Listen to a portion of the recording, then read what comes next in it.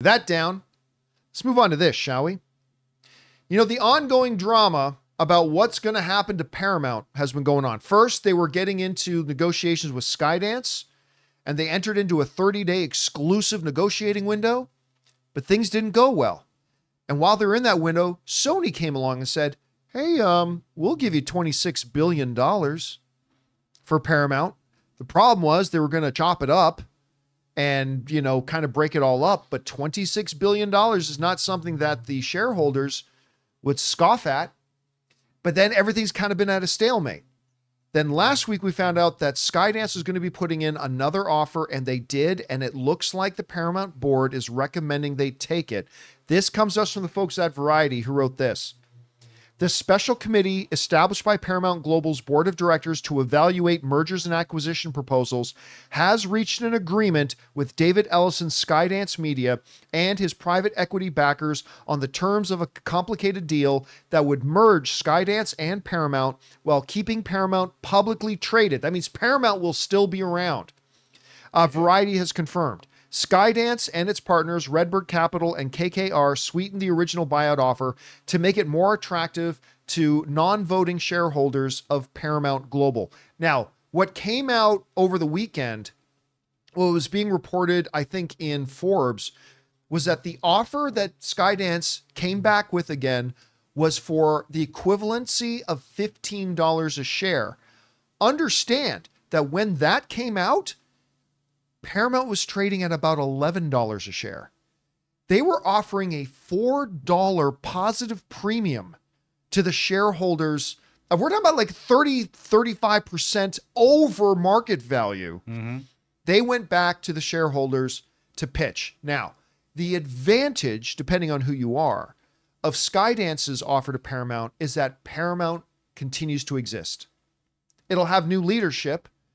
It'll have a new CEO. It'll have all that kind of stuff. And it'll be that Redstone and, you know, what's the name of Sherry Redstone's company? National Amusements, Inc. Right.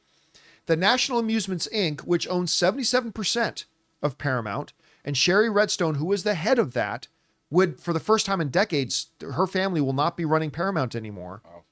And it also needs to be pointed out that Sherry Redstone, because she controls 77% of the company, she has the authority to kill this deal. So the board has said, yes, we agree in principle to these terms, but Sherry Redstone still has the power to come in and say, nope. But I have a feeling that if she does, her own shareholders might sue her. But let's just assume for a second that she's going to okay the deal, because I think everything is pointing that she will. Because she kind of wanted, she didn't really like the Sony deal because she didn't like the idea of Paramount, which she has been the steward of for many years. She didn't like the idea of Paramount just being all broken up. So she, I think, preferred the Skydance deal. So this is probably what's going to come out. I said last week, Ray, and this should be of big interest to you, because somebody asked me last week, if Sony takes over Paramount, what happens to the Teenage Mutant Ninja Turtles sequel? What happens to that Ronin movie? What happens to this? I'm like, you know what? I think if Sony takes over, I don't think those Teenage Mutant Ninja Turtles, I don't think that sequel happens. Fools. Yeah, I think it gets scrapped. I don't think it happens. Fools. So I think if you're a fan of Paramount, which I am, I honestly thought this thing was going to go to Sony. I'm glad Skydance came through.